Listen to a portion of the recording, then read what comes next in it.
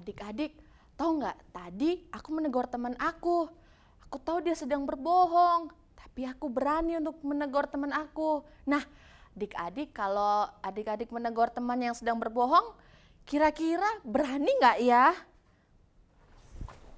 Halo Kak Hana. Halo Kak Fian. Kak Hana, Ya. kita kan sudah mau memulai ibadah. Nah, adik-adik yang ada di rumah, yuk sama-sama kita siapkan hati kita, pikiran kita untuk kita memulaikan ibadah kita. Mari kita sama-sama satu dalam doa. Tuhan Yesus, terima kasih pada hari ini kami mau mulai ibadah sekolah minggu.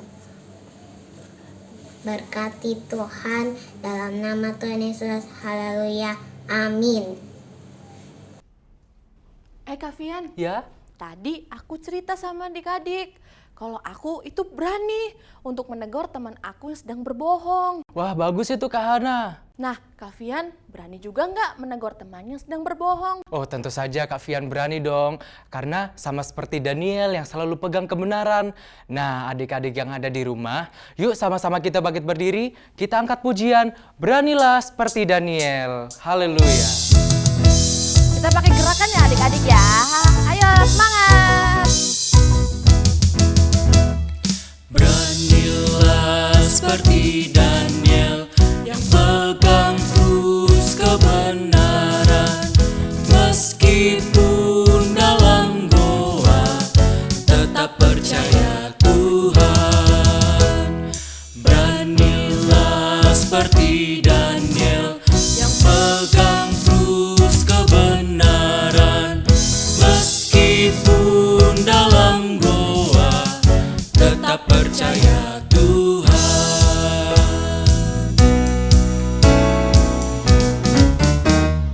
Beranilah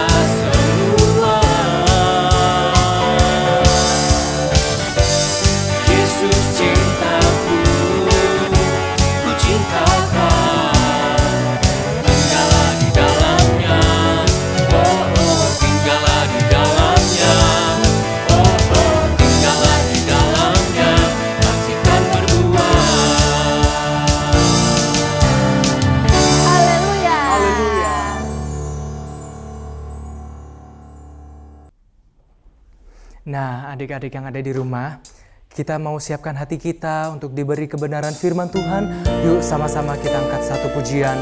Firman Tuhan ku dengar, ku tanam di hatiku, ku ingin bertumbuh subur dan berbuah lebat. Haleluya.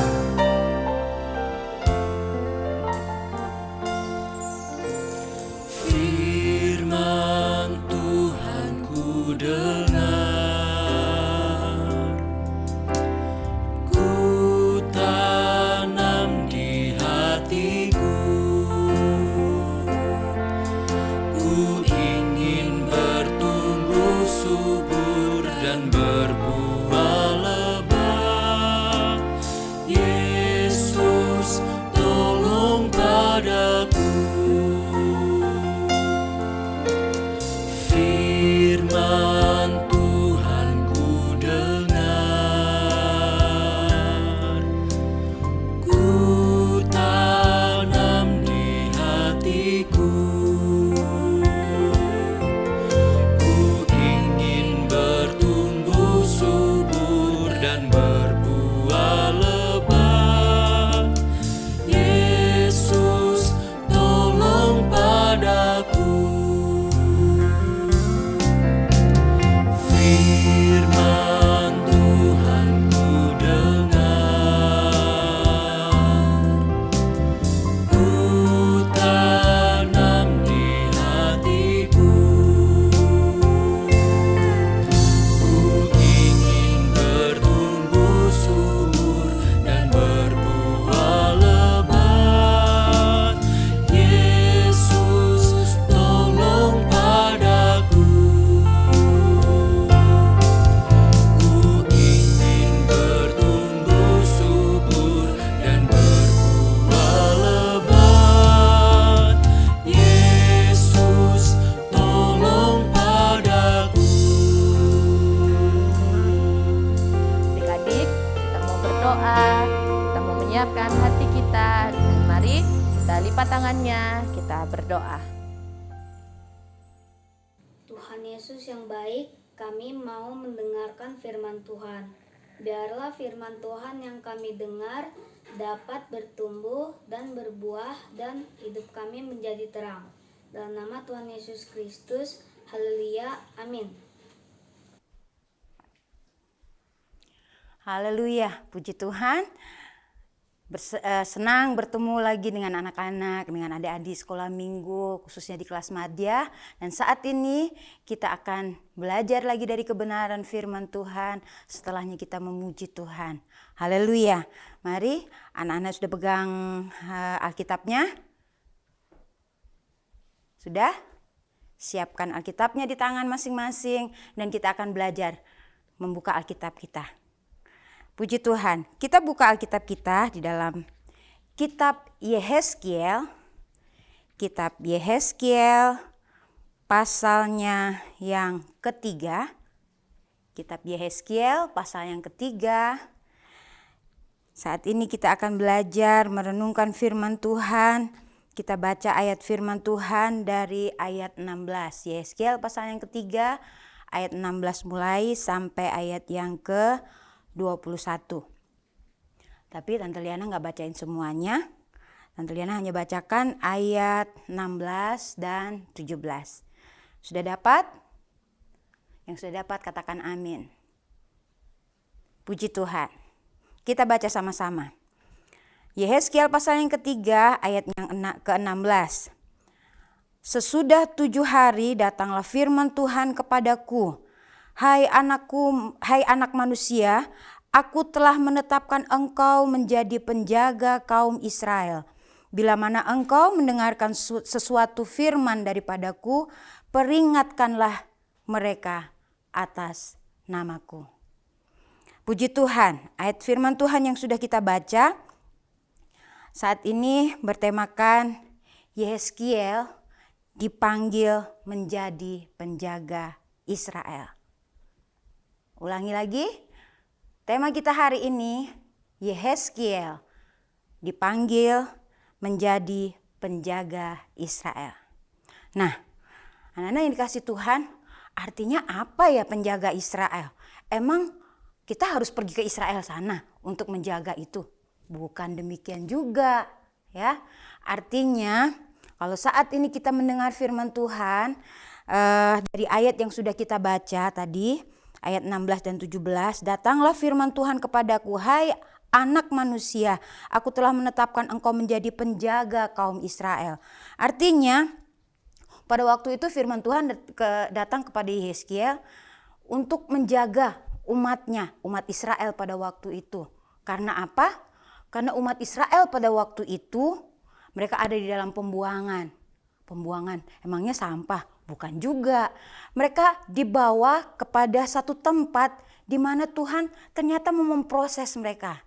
Di tempat itulah bangsa Israel, ya, orang-orang di sana, di tempat itu mereka mulai melakukan hal-hal yang tidak berkenan kepada Tuhan.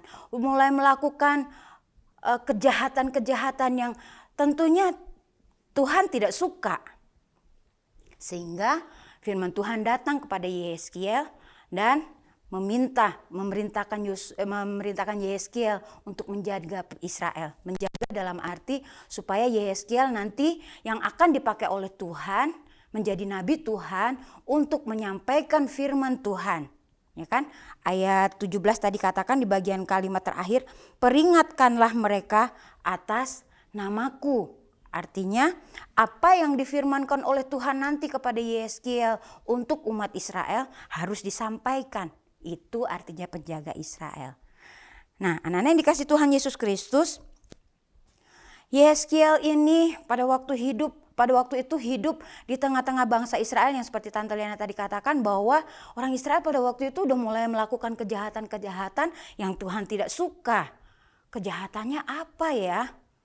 Kejahatannya, kalau kalian belajar, kalau kalian baca, kalian kan gede ya, kelas madya itu kelas 4 sampai kelas 6. Harus suka membaca firman Tuhan. Coba kalau kalian pelajari di kitab Yeskiel itu, banyak sekali kejahatan-kejahatan yang dilakukan oleh umat Israel. Contohnya, mereka mulai datang ke gunung-gunung, mereka mulai mendirikan di bukit-bukit itu mezbah persembahan. Buat siapa? Bukan buat Allah yang hidup. Bukan buat Allah yang menolong mereka keluar dari tanah Mesir, bukan. Mereka malah mendirikan mezbah persembahan buat berhala-berhala. Wah, berhala apa lagi tuh Tante? Berhala itu pada waktu itu mereka menyembah gunung, mereka menyembah patung. Pokoknya yang mendukakan hati Tuhan. Tuhan gak suka, Tuhan tidak senang kalau ada umatnya yang menyembah selain Dia. Artinya di 10 perintah Tuhan di sana dikatakan bahwa jangan ada padamu ilah lain di hadapanku. Itu yang membuat Tuhan tidak suka. Itu yang membuat Tuhan marah. Nah, pada waktu itu dilakukan lagi oleh umat Israel pada waktu itu. Nah, anak-anak dikasih Tuhan Yesus Kristus, Yeskiel hidup di tengah-tengah orang-orang yang demikian. Ya. Kalau saat ini kita juga sedang hidup, anak-anak Tuhan itu kita ini orang-orang yang percaya kepada Tuhan, kita pun sedang hidup di zaman yang seperti itu. Sekalipun tidak sama persis pada zamannya Yeskiel, tidak. Tetapi zaman yang kita hidupi hari-hari ini, seperti yang sudah tertulis di dalam 2 Timotius pasal yang ketiga, itu adalah gambaran, bisa dikatakan gambaran yang pada waktu itu dihadapi oleh Yeskiel, ya. Tapi keadaan zaman sekarang ini keadaannya seperti ini. Alkitab sudah menuliskan itu. 2 Timotius pasal yang ketiga, mulai ayat yang pertama. Nanti kalian baca ya. Jangan pasif, tapi kalian harus aktif juga membacanya. Tante Liana baca ayat yang pertama, 2 Timotius 3.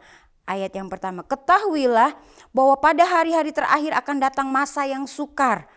Manusia akan mencintai diri sendiri, menjadi hamba uang. Mereka akan membual dan menyombongkan diri dan akan menjadi pemfitnah. Mereka akan berontak terhadap orang tua dan tidak tahu berterima kasih, tidak mempedulikan agama. Hal yang hampir sama dilakukan oleh umat Israel pada waktu itu. Manusia mencintai diri sendiri. Kalau sekarang kita lihat, siapa elu, siapa gue. Kan gitu, siapa kamu, siapa aku, udah gak peduli lagi. kejahatan yang dilakukan oleh manusia sekarang. Manusia menjadi hamba uang. Kerja terus. Ibadahnya nanti dulu deh. Yang penting dapat duit dulu. Dia diperhamba oleh uang. Mereka akan membual dan menyombongkan diri. Waduh, kalau yang ini mah di medsos-medsos udah mulai banyak nih. Hati-hati ya anak-anak, jangan sampai keikut. Wah, aku punya barang baru nih, aku mau foto, aku mau upload, aku share dong.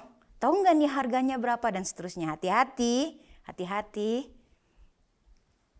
Tidak bagus, Tuhan tidak suka menyombongkan diri atau apapun.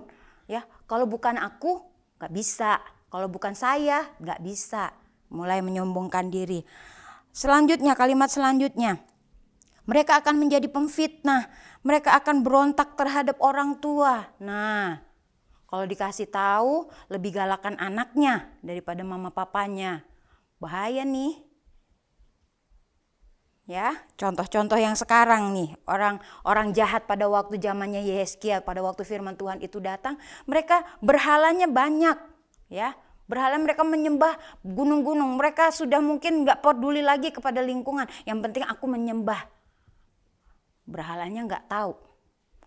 Dia mengagungkan gunung-gunung. Padahal gunung-gunung juga ciptaan Tuhan. Harusnya yang diciptakan kan yang lebih tinggi, yaitu penciptanya. Tetapi pada waktu itu mereka mulai mementingkan diri sendiri. Saya aman kok, saya nyaman kok dengan menyembah gunung dan sebagainya. Mungkin. Dan itu yang dilihat oleh Tuhan. Itu kekejian bagi Tuhan. Tuhan tidak suka. Allah tidak suka. Sehingga firman Tuhan datang kepada Yehezkiel. Sampaikan kepada mereka, ya, apa yang aku katakan. Haleluya. Anak-anak dikasih Tuhan Yesus Kristus. Kalimat selanjutnya dari 2 Timotius pasal 3 ayat yang kedua tadi, bagian terakhir tadi.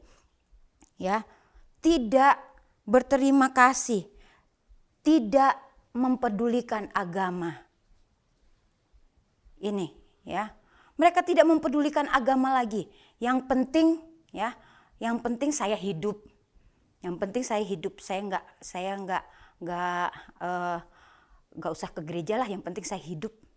Nggak usah ibadah online, yang penting saya masih hidup. Nggak boleh begitu. Hari ini kita perlu dekat dengan Tuhan. Firman Tuhan datang kepada hamba-hamba Tuhan. Firman Tuhan datang kepada guru-guru sekolah minggu. Kalian mengikuti ibadah online, ya, menjadi penjaga Israel. Israel bisa berbicara juga tentang keluarga kita. Penjaga Israel juga bisa berbicara tentang keadaan di sekitar kita. Israel sekarang. Israel yaitu orang-orang yang percaya kepada Tuhan. Kita perlu menjaganya. Israel itu bisa bicara dengan gambaran lingkungan kita, keluarga kita. Haleluya. Jangan sampai keluarga kita, mungkin papa, mama, tante, atau siapapun yang ada di lingkungan kita mulai menyimpang, mulai nggak peduli agama lagi, mulai nggak mau beribadah lagi, nggak mau aku ibadah-ibadan, aku nggak mau melakukan firman Tuhan. Kalian sekalipun masih kecil, ya, sekalipun masih kecil, orang anggap aku masih kecil, orang bilang aku masih nggak bagus nasihatin orang tua. Lihat firman Tuhan. Yehezkiel pun Tuhan mau pakai. Siapa Yehezkiel? Tetapi kalau Tuhan sudah mau pakai, harus berani menegur, ya. Menjaga Israel, Yehezkiel dipakai untuk menegur. Ya, kalau kalian baca di Yehezkiel 3 tadi ayatnya yang ke-16, 17 dan seterusnya sampai ayat 21 di sana, ada orang-orang jahat harus dinasehati, harus dikasih tahu kesalahannya. Tapi juga nggak boleh sembarangan. Firman Tuhan tadi katakan, memerintahkan kepada Yehezkiel pun, firman Tuhan katakan, peringatkanlah mereka atas namaku. Harus bersaksi juga artinya. Nyatakan bahwa Yesuslah juru selamat. Yehezkiel juga demikian. Dia harus membawa Israel kembali kepada Tuhan. Membawa Israel untuk kembali menyembah Tuhan. Banyak hal yang sudah dilakukan Israel yang tidak berkenan di hati Tuhan. Dan Tuhan mau pakai orang-orang termasuk Yehezkiel untuk kembali meluruskan Israel untuk kembali kepada Tuhan. Puji Tuhan, anak-anak Madya yang dikasihi Tuhan Yesus Kristus. apapun kalau Tuhan mau pakai kita, biarlah kita mau berserah kepada Tuhan. Kalau Tuhan mau datang kepada kita untuk kita menegur mungkin, apa sih menegur? Ngasih tahu, itu nggak boleh loh. Contoh sederhananya, marah-marah sama orang tua, ya boleh nggak? Alkitab katakan nggak boleh. Jangan melawan orang tua, tunduk kepada orang tua. Itu saja contoh sederhananya. Kasih tahu, tegur. Itulah fungsinya penjaga Israel. Itulah fungsinya penjaga keluarga. Jangan merasa masih kecil. Tapi kalau kita tahu firman Tuhan, harus kita perkatakan. Haleluya. Puji Tuhan. Sebelum kita masuk di dalam doa kita kepada Tuhan, mengakhiri firman Tuhan, ada satu ayat hafalan ya yang akan bukan hanya sekedar kita hafal, tapi harus kita ingat dan menjadi perenungan kita. Haleluya. Sekali lagi buka Alkitabnya. Siap-siap buka di dalam 2 Timotius pasalnya yang pertama. 2 Timotius 1. 2 Timotius 1 ayatnya yang ke-8. Yang sudah dapat katakan amin. Ya, siap? 2 Timotius 1 ayat yang ke-8. Sama-sama kita akan baca. 2 Timotius 1 ayatnya yang ke-8. 2, 3. Jadi, janganlah malu bersaksi tentang Tuhan kita. Dan janganlah malu karena aku seorang hukuman karena Dia. Melainkan ikutlah menderita bagi Injilnya oleh kekuatan Allah. Artinya apa? Sekalipun kita menyampaikan firman Tuhan, ada kalanya kita masih kecil. Ngapain nasehatin orang tua dan sebagainya. Tapi kalau itu firman Tuhan yang harus kita nyatakan, nyatakan. Sekali lagi kita baca. 2 Timotius pasal yang pertama ayatnya yang ke-8. 2, 3. Jadi janganlah malu bersaksi tentang Tuhan kita. Dan janganlah malu karena aku seorang hukuman karena Dia. Melainkan ikutlah menderita bagi Injilnya oleh kekuatan Allah. Amin. Kiranya Tuhan tolong kita semua supaya kita bisa belajar, merenungkan dan melakukan firman Tuhan. Puji Tuhan. Tutup Alkitabnya. Kita akan masuk di dalam doa. Haleluya. Terima kasih Tuhan Yesus yang baik. Terima kasih buat kebenaran firman-Mu.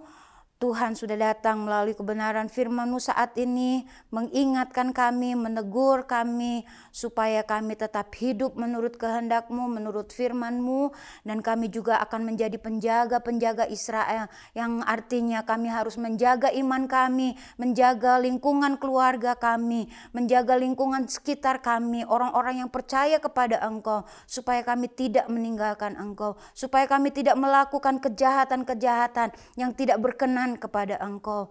Justru Tuhan, kami harus lebih maju lagi. Kami tidak malu lagi untuk kami bersaksi tentang Engkau. Bersaksi bahwa Tuhanlah juru selamat kami yang sanggup dan bisa menolong kami. Bahkan sudah mati, bangkit, melawan maut, dan untuk menyelamatkan kami semua. Terima kasih buat anugerah-Mu, terima kasih buat firman-Mu. Tolong kami semua supaya kami bisa melakukan firman-Mu. Dan kami boleh menjadi berkat, menjadi saksi bagi banyak orang. Kami mengucap syukur, kami terima firman-Mu hanya di dalam nama Tuhan Yesus Kristus yang menjadi Tuhan dan Juru Selamat kami hidup. Haleluya. Amin.